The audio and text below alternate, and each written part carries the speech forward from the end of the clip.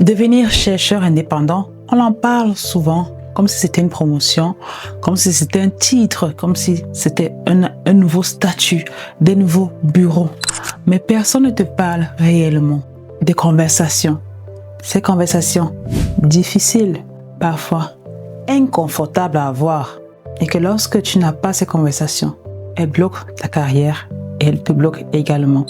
Ce sont des conversations que tu dois avoir avec les bonnes personnes, mais surtout au bon moment.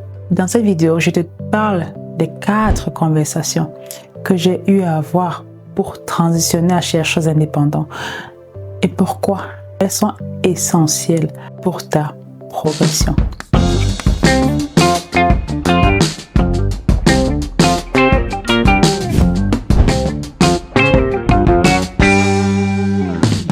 Bienvenue sur Dare to Dream for Africa. Je suis le Dr Leah Fono. Je suis chercheuse et microbiologiste depuis plus d'une décennie. Je suis également directrice de la recherche à l'Institut de recherche CEPCAM, situé à Yaoundé au Cameroun. Et je suis experte OMS et fondatrice de D2 Africa. Sur cette chaîne, mon objectif est simple, d'aider toi, chercheur ou chercheuse africaine, à libérer ton plein potentiel, à oser rêver, à devenir le chercheur dont l'Afrique a besoin, celui-là qui est financé, visible et reconnu parce qu'il résout les problèmes de l'Afrique. Si tu es nouveau sur cette chaîne, pense bien à t'abonner pour ne rien manquer de mes stratégies, de mes succès, de mes erreurs et surtout des prochains épisodes qui sont là pour t'aider à accélérer ta progression. Les 4 conversations à avoir. La première conversation que tu dois absolument avoir. Cette conversation peut se produire lorsque tu es étudiant en master, en doctorat ou postdoc ou même déjà chercheur. Tu dois absolument avoir la conversation avec ton mentor. Quand je parle de mentor, je parle en général de celui qui est comme le superviseur qui t'a chaperonné, qui t'a moulé, qui t'a façonné et qui t'a fait progresser, qui s'est présenté devant toi comme un mentor, comme quelqu'un qui veut te guider pour aller plus loin. Ça peut également être ton superviseur qui a eu à t'accompagner, à te montrer certains rouages de ton domaine. Pourquoi c'est important d'avoir des conversations avec le mentor? Parce que lorsque tu ne le fais pas, en réalité, tu laisses la relation stagner. Donc une chose se produit lorsque la relation stagne, c'est que tu grandis, tu progresses, tu as ta propre vision, mais sauf que le mentor ou le superviseur te considère toujours comme le junior, comme son subalterne. On dit chez nous au Cameroun, on dit comme son Tinda. Ça veut dire que tu es toujours à la botte de ton superviseur, peu importe où tu te trouves dans le monde. Ça veut dire que tu es parti même de son unité, tu es parti dans une autre unité, dans un autre pays même, mais il t'envoie toujours des tâches à faire, comme si tu travaillais toujours sous son aile. Pourtant, tu es même déjà indépendant. Donc, dans ce cas, qu'est-ce qui se passe? C'est que tu restes donc l'étudiant qui demande la permission à son mentor avant d'aller à une conférence, qui demande la permission avant d'aller collaborer, qui demande la permission avant d'aller soumettre à des appels à financement et qui enfin prendra des décisions, non pas parce qu'elles sont bonnes pour toi, mais parce qu'elles sont confortables pour ta relation.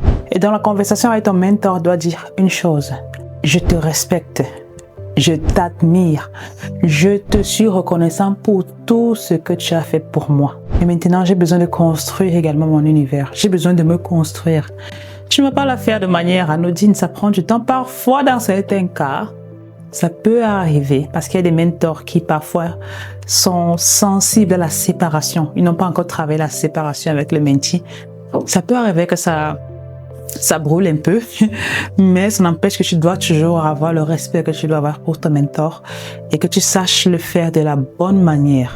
Si tu le fais de la bonne manière, alors ce mentor-là restera toujours son mentor, mais il te permettra d'ouvrir tes ailes, il te permettra d'aller explorer d'autres opportunités, d'autres horizons, d'autres chercheurs et il t'accompagnera toujours. Il sera toujours là pour vérifier ton derrière, comme on dit en anglais, to got your back. Donc, il faut avoir cette conversation. La deuxième conversation, je sais que c'est celle-ci, tu n'es pas au courant de celle-là. La deuxième conversation à avoir, c'est celle avec ta famille. C'est une conversation dont on n'en parle pas souvent dans le milieu académique, peut-être parce qu'elle est trop personnelle, peut-être parce qu'elle est trop complexe, peut-être parce qu'elle est on est un peu trop africanisé. Mais c'est une conversation réelle, en particulier pour les femmes. Parce qu'en réalité, lorsque tu construis une carrière en Afrique, une carrière de recherche en Afrique, tu ne la construis pas tout seul. Tu ne la construis pas tout seul. Tu la construis avec ta famille et pour ta famille.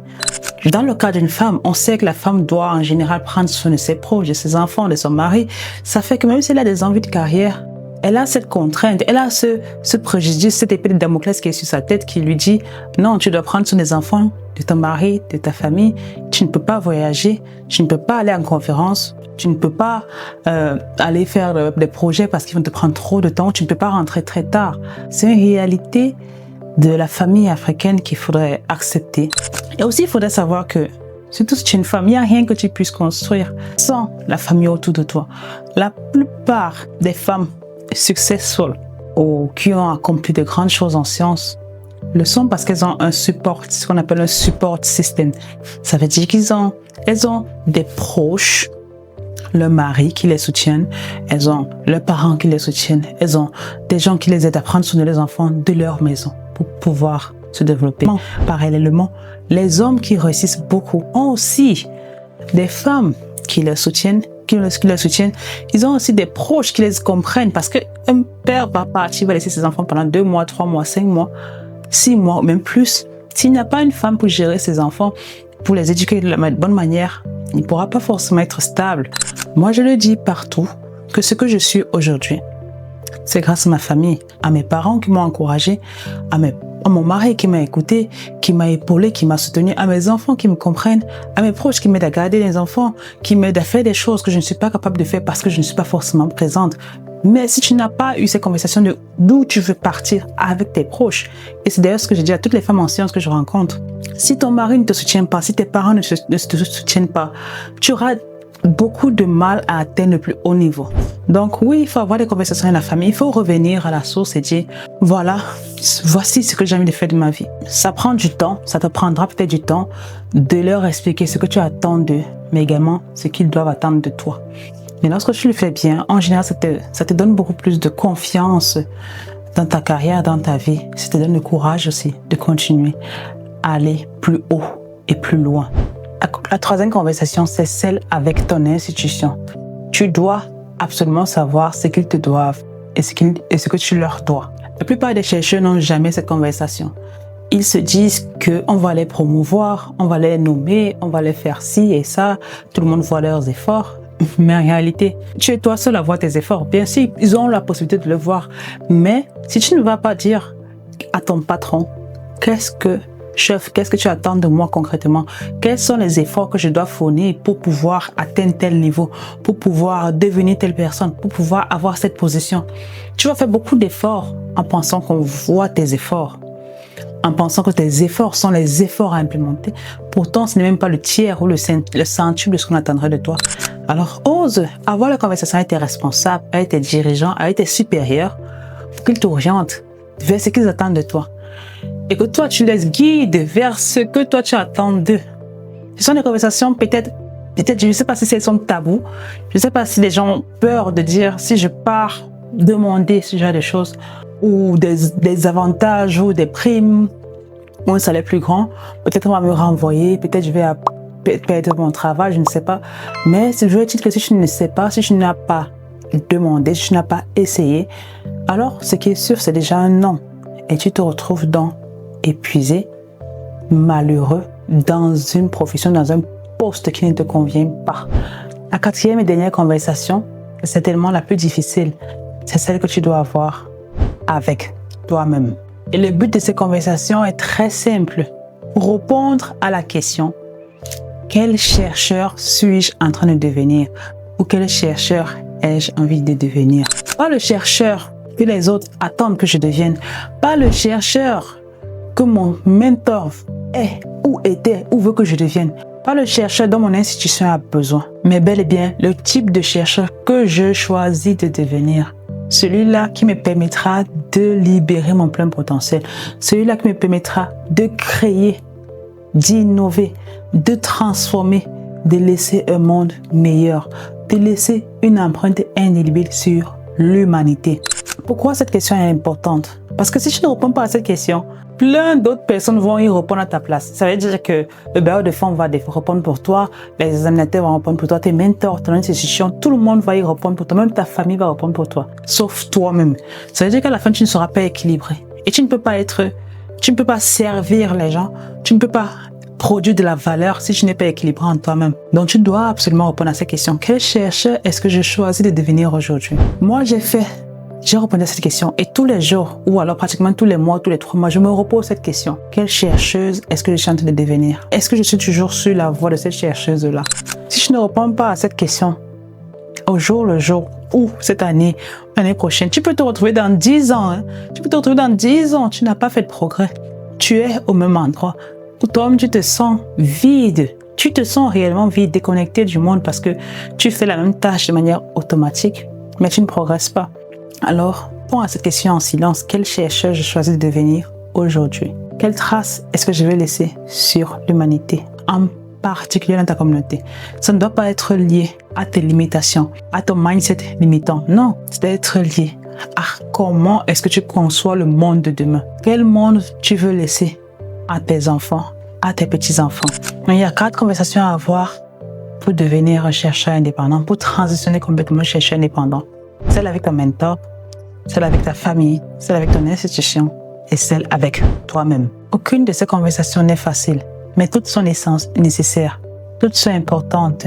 Et voici la chose la plus importante que j'ai apprise en devenant chercheuse indépendante. L'indépendance ne s'acquiert pas avec un titre ou un financement. L'indépendance s'acquiert lorsque tu décides que tu deviens indépendant, lorsque tu décides que tu deviens un leader et que tu vas changer les choses. Et cette décision, on ne dépend pas d'un laboratoire, d'une institution, de l'endroit où tu te trouves dans le monde ou de ton mentor. Elle dépend uniquement de toi. Parce que les solutions qui doivent résoudre les problèmes de l'Afrique doivent venir des Africains. Et si tu vois un problème aujourd'hui, alors tu es la personne qui doit résoudre ce problème. Et donc, tu dois oser transitionner à l'indépendance et avoir les conversations difficiles qui vont te faire devenir le leader scientifique dont l'Afrique a besoin. Si tu as besoin d'aide, si tu ne sais pas par où commencer aussi, je te laisse le lien du Elite Research Accelerator Self-Paced. C'est le programme que j'ai développé, c'est un programme que tu peux prendre en ton temps, en temps voulu et pas à pas avoir toute l'approche nécessaire pour transmettre ton mindset, produire de meilleurs articles, mais également comment trouver des financements, comment trouver des collaborateurs, comment avoir la meilleure productivité, le tout pour te transformer en un meilleur scientifique, en un meilleur leader pour l'Afrique. Donc, si cette vidéo t'a apporté de la valeur, est-ce que tu peux me laisser des commentaires ou partager à un ami qui aurait besoin d'écouter ce message aujourd'hui? Like également la vidéo pour permettre à l'algorithme de YouTube de mieux nous référencer vers d'autres chercheurs comme toi qui ont besoin d'écouter notre message. Comme je le dis toujours, ose rêver pour l'Afrique. Bye bye.